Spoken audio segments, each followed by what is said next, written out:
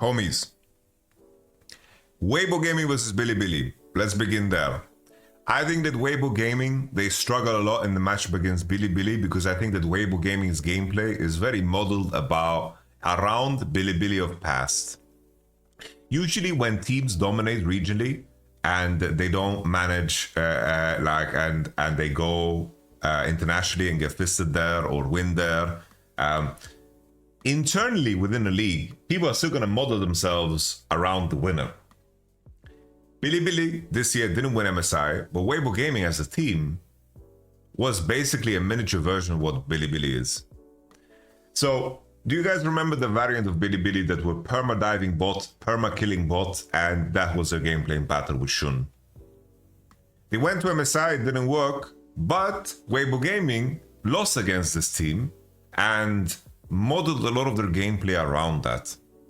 When we saw them play the final time in the LPL playoffs, you saw Weibo Gaming still playing the strategy of trying to actively dive the enemy. Let me show you guys the game 2, I believe it was. So this one. So Weibo Gaming is a team that drives their advantages through bottom side, and when they couldn't do it, they really suffered. So Tarzan is very good at setting up his bot lane for success. They siege down there, but Bilibili evolved their gameplay, right? Like basically Tarzan and the majority of Weibo Gaming's success, they were living around bottom side. And if you think about it, Breathe is kind of like the baby version of Bin in a sense, right? It's like he's a very strong laner, gets advantages, but always when they play against each other, Bin got the upper hand because Breathe cannot exude the same amount of pressure. I know everybody is very impressed with Breathe when it comes to the World Championship, and rightfully so, but I have to say that already in playoffs, his ramp-up began. His ramp-up definitely began. He was crucial in the matchup against LNG when it took to 5 games, and that's it, right? Xiaohu as well, I think that he's limited in what he plays, and I think that he prefers to play the champions that can force fights. I think his Aurora game was very solid. I would say that he's kind of like a miniature version of Knight 2. I think that this blue side team is kind of a mirrored reflection of what this team is. Breed was definitely trash in regular season, but that is no longer relevant, right? Tarzan was also trash in regular season. This team was changed between the splits, right? They brought in Tarzan, they brought in Breed from RNG, so you have to give them some time because they need to adjust. So them being shit in regular season doesn't matter anymore, right?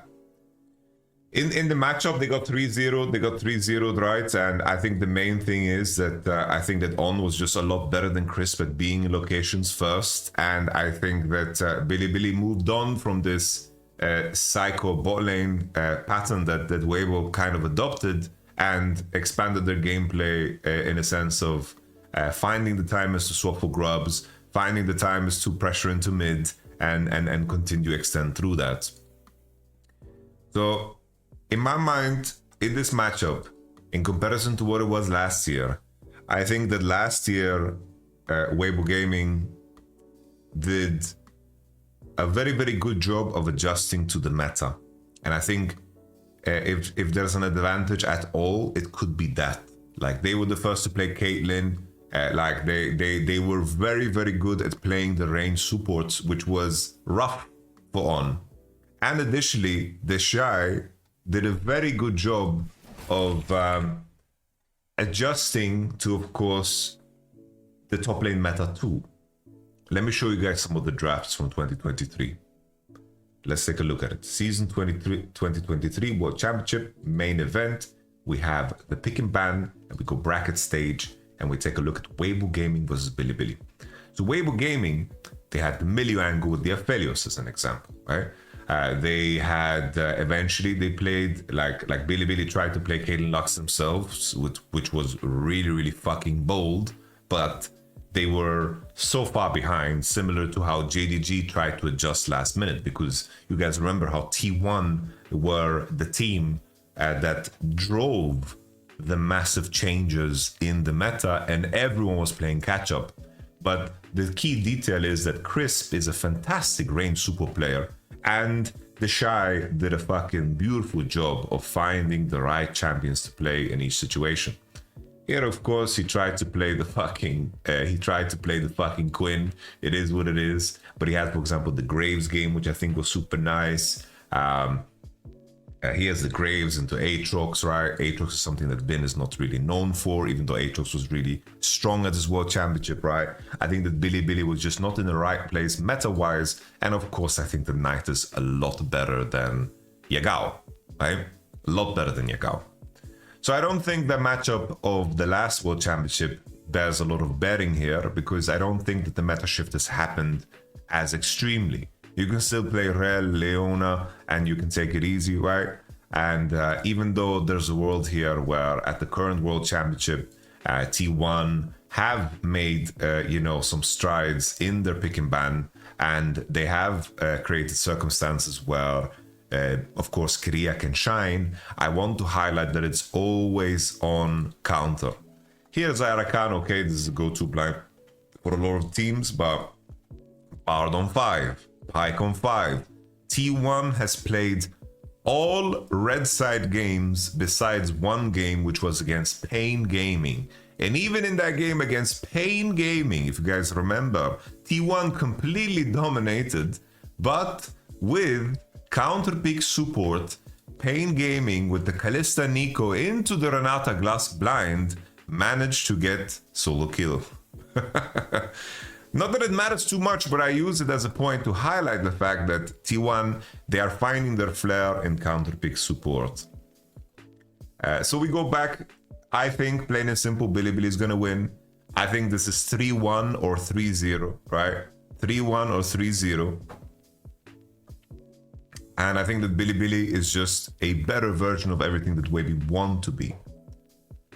I think that the shift in the meta didn't happen as extremely here, and I don't see how Weibo Gaming is going to warp everything in a way that is going to put on outside of his comfort. I don't think that's going to be the case. I think that Bilibili is super happy.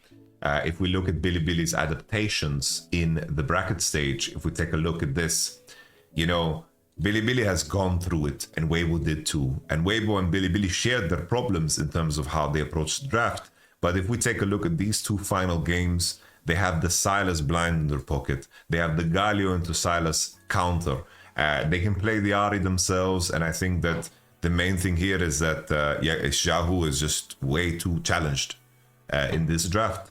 And I think that Bilibili can always remove Aurora and Yone and ban one on blue, because I think that the only, positive side of Weibo is that, they can play both Yone and Aurora sides, and they will be very happy there, but I think that Bilibili will never let them. Never let them. Something to add about the matchups is that I don't know how these teams are scrimming. It must be weird as fuck. At least, I guess they're just scrimming each other in a circle, right? Maybe it's better this way, because at least you know that they're not going to leak to each other in any way, right? Because of the regional thing. But okay. T1 versus Genji is a lot more interesting, because I think Genji getting pushed by FlyQuest, they recognize a very important detail.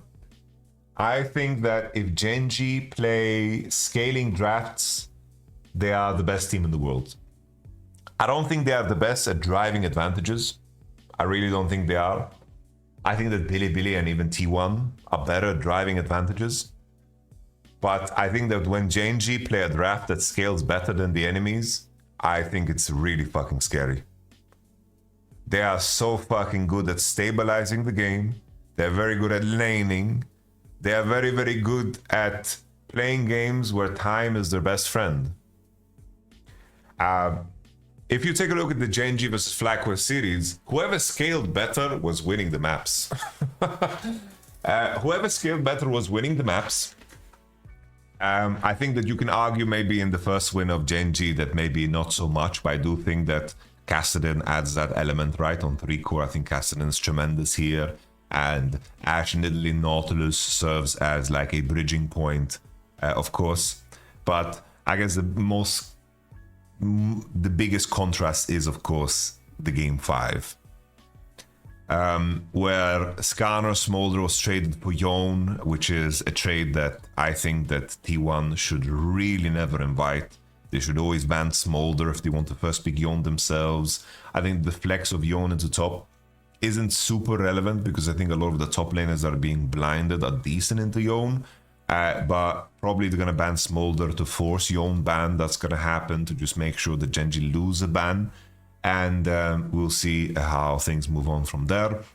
Skarner Smolder trade, and the beauty of this draft is just that Rumble, Ziggs, Smolder can break any wave on any initiative that Blue Side creates.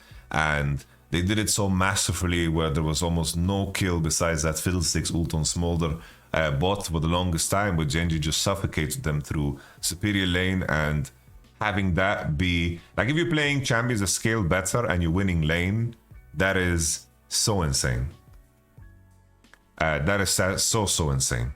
So I think these type of matchups where Chovy can win matchups that are somewhat losing or contested very consistently, that's where Genji need to be, right? I think that Chovy is a much better laner than Faker, even though Faker has been really decent at his World Championship. Decent. But I think that if Genji play a game where they need to be the ones forcing into T1, I think the T1's very happy there. Another thing that we need to highlight about Genji is that Lehens and Pays played awfully. They played awful.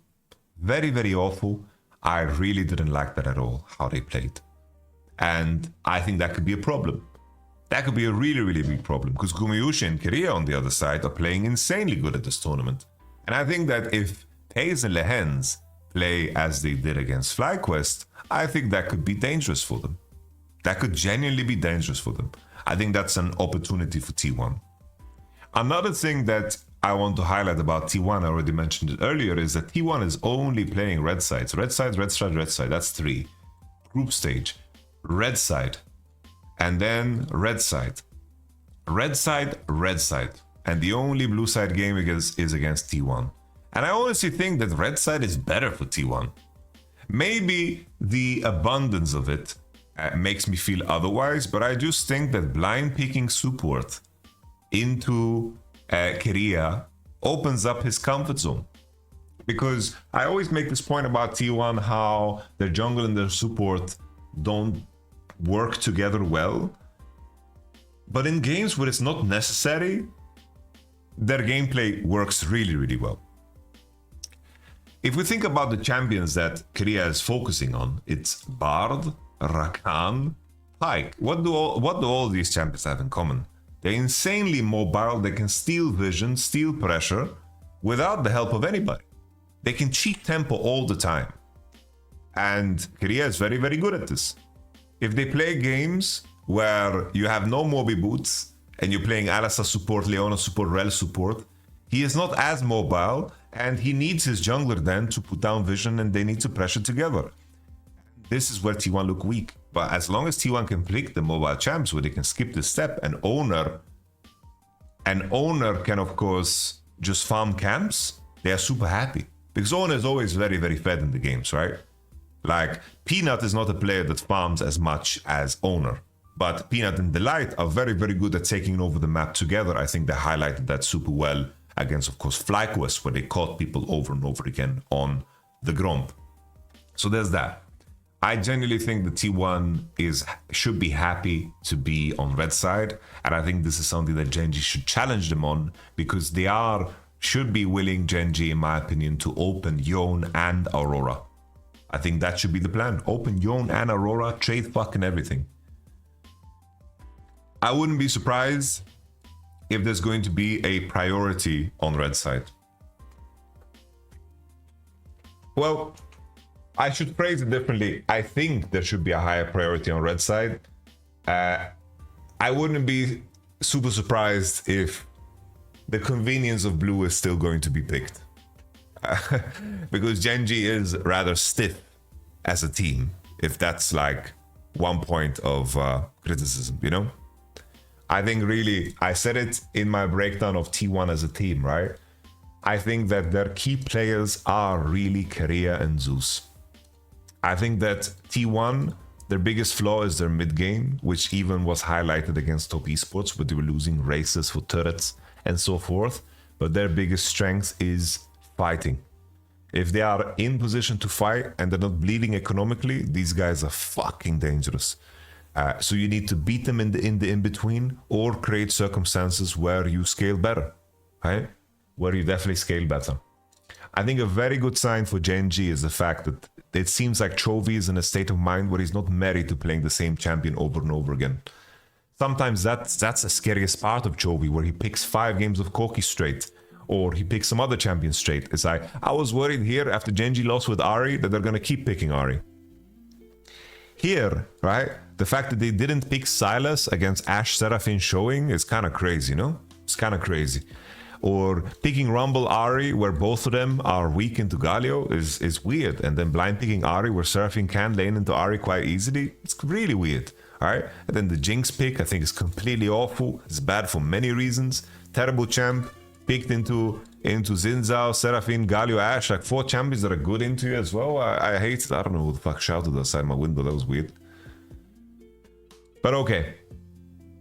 I like that. What I wanted to say is I like the fact that Chovy's playing Kassadin. I like the fact that he's playing the Sylas. I like the fact that he's playing the Tristana too. I think that people overly criticize Chovy for his gameplay. This really ticks me off. Let's take a look at game 3. Was game 3? Was it game 3 or game 4? It was game 4, sorry. Game 4. Here, game 4 is just that Chovy. If you say that this is not the performance of a player that is the #1 player in the world, I think that's okay. That's an okay statement to make. But looking at how well Chovy lanes, okay, this matchup is it's like this matchup, in my mind, Orianna fights back well. And you have to keep in mind how hard his bot lane shat the bed, okay? So, Lehens loses flash, Inspired loses time, Nidalee is clearing bot side camps, Sejuani doesn't get the top side. Okay, Lehens loses flash, Paze loses flash. Look at the conditions right now of Paze and Lehens. They have 0 prior for the rest of the game. Mouse is level 4, they have no flashes on bot, and this wave is slow pushing out towards the enemy, and Mouse is level 4, Boost is level 2, and they're gonna get zoned off fucking gold. Right? This matters for mid lane, because as a Tristana, I need to be able to jump on the enemy to actively trade against Orianna to win my lane. Sure, Chovy made a mistake in burning his flash level 1. That's a fair criticism, right? He W's forward on a lane swap situation, and he doesn't know at all where Rakan is. Rakan players in a lot of cases look to share XP, and the fact that Busio didn't show made him feel comfortable to jump, and he jumped when Busio's in vision.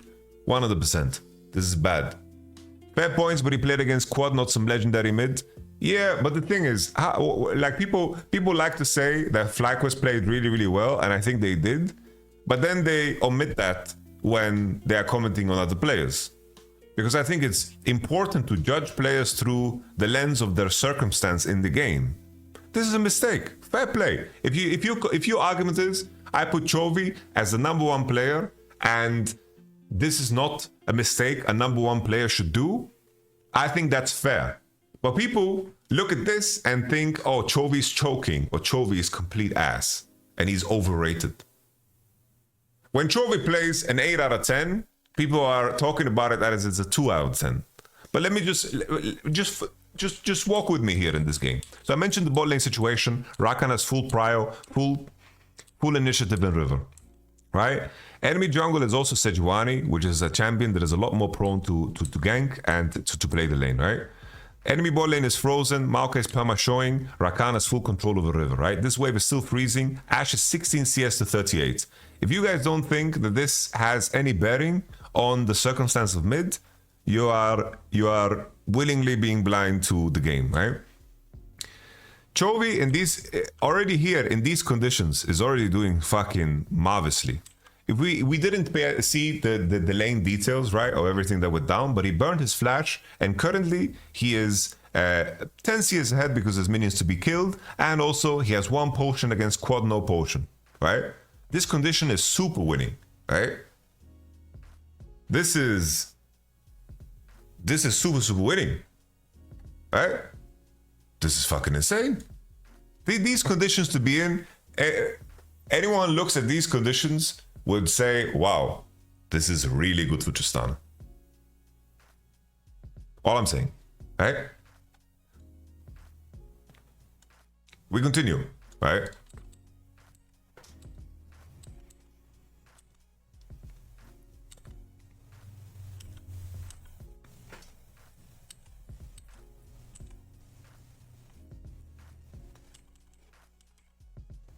Here in this spot, Quad does a good job of freezing the wave in front of the tower, and Chovy just eventually gives up. He eventually gives up. Here Akana is your trolling, and he bases. Okay. We continue. Tristana hovers for Nidalee. Quad keeps freezing in front of the wave. That's the matchup. Inspired clears the vision in river. Chovy, the wave is frozen. Nidalee is opening on camps. He's not looking at mid at all. Inspired just hovered around mid with his 6. And he is, of course, not letting Chovy crash his wave, right? He's not letting him crash his wave. This situation is very, very fucking awkward to be in. But still, everything up until this point has been solid damn gameplay besides losing the flash, of course. Here in this moment, 100%. If your argument is, yo, I put Chovy number 1. I put Chovy number 1 because I expect him to fucking buffer these Ws and flash properly. Fair play. I think that's okay. I don't disagree. He flashed like an idiot, didn't buffer the W. Fair play.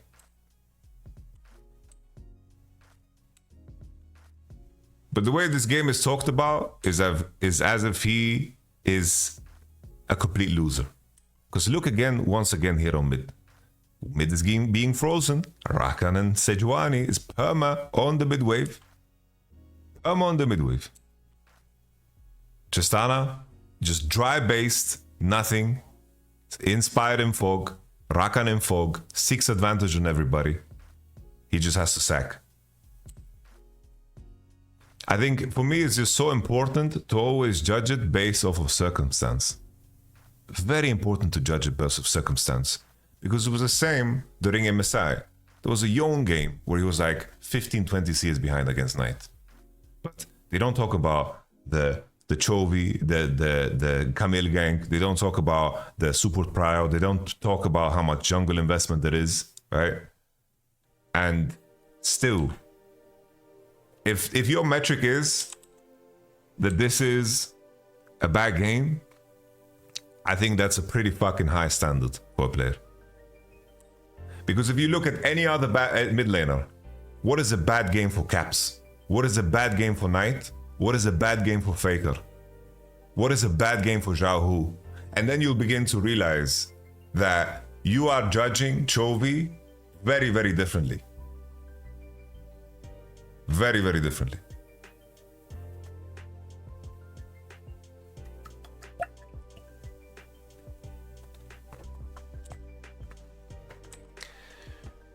A concept that the League of Legends community can't come to terms with is that your body of work over time, the median of your performances is what is. Too many times, one player, one game, one series defines everything you've done. Too many times.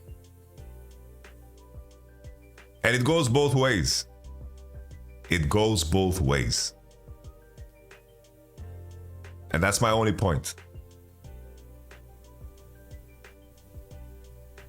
That's my only point. Because if Chovy, if you don't think Chovy is the best mid laner, take a look at the floor performance of every other mid laner that is left in this tournament. And you'll see that their floor is so much worse. And Faker's worst game, Cap's worst game, Zhao Hu's worst game, Knight's worst game look far worse.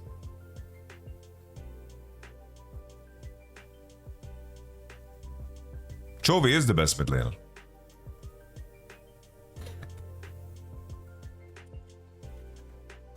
And the main thing in this whole rant, that if there's anything to take away, is that you can...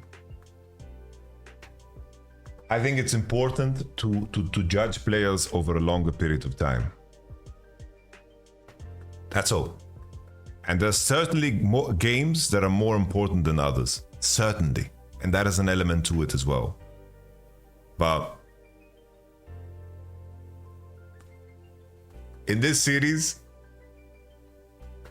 people are holding the fact that Keen and Canyon played super well against Chovy. That's what's hilarious to me. But okay, back to the conversation at hand, because this picking video is completely ruined. Need to tell Thank You to put some timestamps over my Chovy rant. I think the T1 look way better, 50 times better than they did in summer. I think that matters a lot, right? I think that if Gen.G picks scaling drafts and they manage to find counter picks that give Chovy agency in terms of how the scaling progression is, I think that is massive for Gen.G. I think those type of games, Gen.G will always win. The entrance points for T1 is counter pick support and Lehens and Pays really having bad performances. I think the meta for jungle is really good for Owner. I think that's a really big plus too.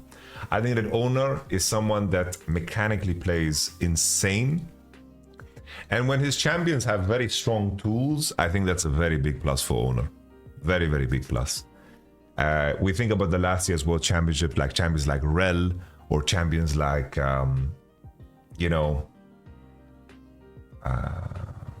champions like Rel, champions like Vi. These are champions that have insanely powerful tools, and if you're good mechanically, these tools are even more impactful. And I do think that the meta is in a good place for T1, but I do think that Gen.G should be favored. But I think this is a series. It's unique in the sense that these are two teams that have a lot more history. So I think that there is a sense of comfort that comes with that. That is different from playing against FlyQuest, but the lights being too bright and Lehens and Pays really playing as bad as they did in that series could be a huge fucking question mark, because T1 here in semis are complete comfort mode. Kanye was a beast on Rel 2 though. No, he wasn't. That's just false. Like, you're comparing Canyon Rel to Owner Rel, I think is complete fabrication, by the way. Like, if you watch Canyon on Rel at last year's Worlds, he was breaking CS records, bro. Canyon was not fucking ganking, he was not fucking pressuring. I don't know, bro. That's not the Canyon that I like, man. That's not the Canyon that I like, man. I think Owner on champions like Skarner, Vi, Rel, I think this is the good shit for Owner, man. I think this is what T1 need. They want to have Owner on champions that create setup so Kiria and Zeus can get away with playing whatever the fuck they want. You know, so the meta is in a really good place for T1. But I think that Gen.G, if they challenge them when it comes to counter picks on support and pick later, and they actually leverage the advantage Chovy has over, of course, Faker, I think it can go a very long way. I think that Keen is also a player that doesn't crack.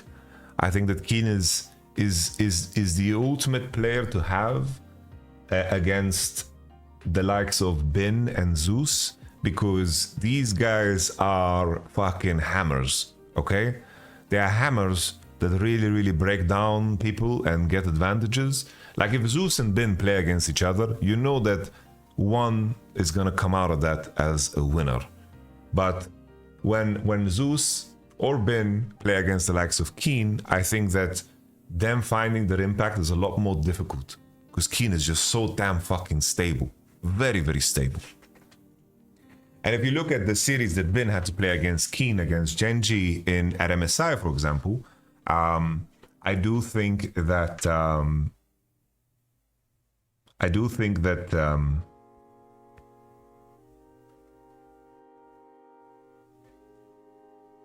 Bin needed to like invent new ways to pressure and win the game, right? He needed to do it through lane advantages and engages on mid, and I don't think this is Zeus's biggest strength. he is a man, like he's man v man type of player. The final detail I wanted to bring up is that Genji got completely outplayed in lane swaps against FlyQuest. I think the T1 have been really good in lane swaps.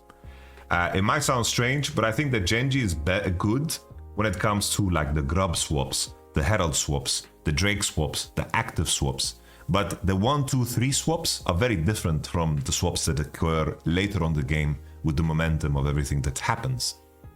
So I do think that's an opportunity for T1. Like if we take a look at some of the T1 lane swap games, they are really, really good. Really, really good. Genji are good as 5, T1 are better individually. I think that's hard to say, bro. I think it's not easy to say that Zeus is better individually than Keen, or that Owner is better individually than Canyon, or Faker better individually than Chovy. I think that you can say that for Gumyush and Korea currently for sure, but I don't think that that is a good point. But okay, I think that Genji is going to win this one. Like it's weird because I don't want to be the person who just apart my gut is telling me that T1's gonna win. that's my gut, but my mind is telling me Genji, bro. My mind is telling me Genji, and that's what the pick'em is, right? That's what the pick'em is. Dude, my pick'em has been horrible, bro. My crystal ball is horrible. Pentakills, it's just like DPM, low pick'ems. Baron steals 4, so we are in the pocket. 3 to 5. How many reverse sweeps? There's been none. We are solid. How many pentakills? We are fucked. Done. Longest game, we got screwed over. G2 Hanwha Life. We got screwed over already on Rainbow 7 Pain Gaming.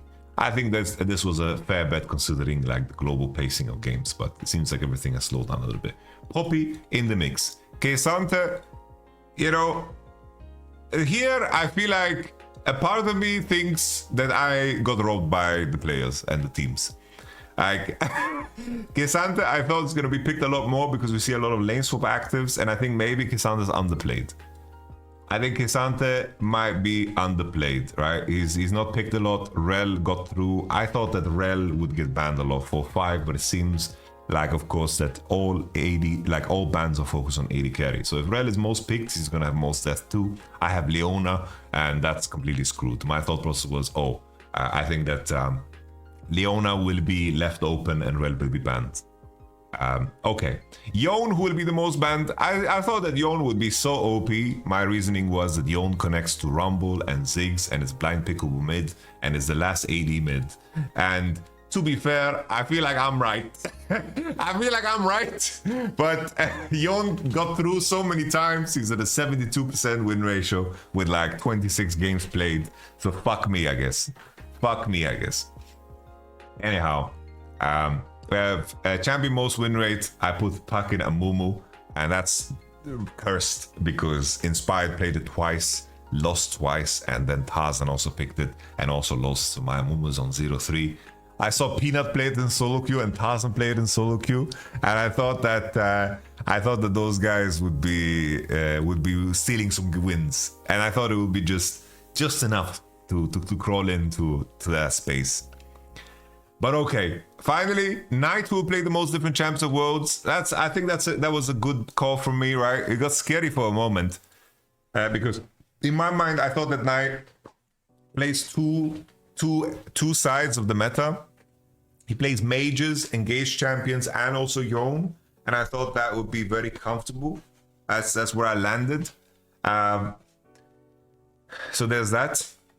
And then my thought process about aiming. I thought that aiming and DK would like lose and play against like Gigabyte Marines, or they would play against like some shit teams. But instead they beat like evenish teams in the Eastern teams, and then they just lost to LPL 3 times in a row. Boof, boof, boof, boof. So they just are completely griefed. Viper here. I think in hindsight, not putting Pays is so fucking troll. Like putting Pays here is so easy. Putting Genji as a team to win is so fucking easy. All right, it's really troll, and that's it, you know. Let's continue. I have which teams will have the most balanced steals. Putting T1 here, the issue I had, right, is that Genji pays is easy go. T1 stealing naturals easy go, but it just seemed too easy to pick. Do you understand? It seemed too easy to choose it. So I was like, okay, I need to step outside of that. It seemed too easy. Which team will win Worlds? I had Bilibili. And then which teams will play most different chance of Worlds? I think the FlyQuest is currently first and Bilibili is on 32. So at least, you know, we have that going for us, you know? We have that going for us. Shortest win, Mad Lions. Who would have fucking thought? I put Bilibili here again. I thought my gamble here was that I thought it made the most sense to send a tier seed 1 team because they're gonna play against seed 4 team. Plain and simple. So here I thought that Bilibili was just gonna smoke Mad Lions and roast them and cook them and chomp them and eat them, and I thought that would be all she wrote, but it didn't happen. And then PSG made it because Gum and PSG lost in the same round, so this one hits and the Poppy hits. But here Wei getting the most first bloods at Worlds. Shibal. That's tough. That's really tough. Here my reasoning was I wanted to put Peanut, but I thought there was too many moments where Peanut didn't take the kill, you know. So there's that. These are my picks. I can show you guys my quarterfinals picks. I put LNG as a favorite, How Alive, T1 hit, the Genji hit, and then we can show the Swiss. I had Bilibili, I had G2 and Fly. I thought the 2 is gonna make it through. I removed LNG and Damwon. LNG and Damwon from the Eastern team, so FlyQuest landed. And then here too, like here I drank the LPL juice, you know, like this was also, the Genji was such an easy choice. That's like, I will admit that. Here in hindsight, just putting PCS seed 2 was just complete troll. I think this should have been Gum. Obviously, I'm talking about the information we had before going into the tournament. So my points are ass. So I put this at the end of the video because some people are gonna look at the picks and then move on. This is at the end of the video, and you know, this is where you can make fun of me. Picks are still locked. Check back soon. All right.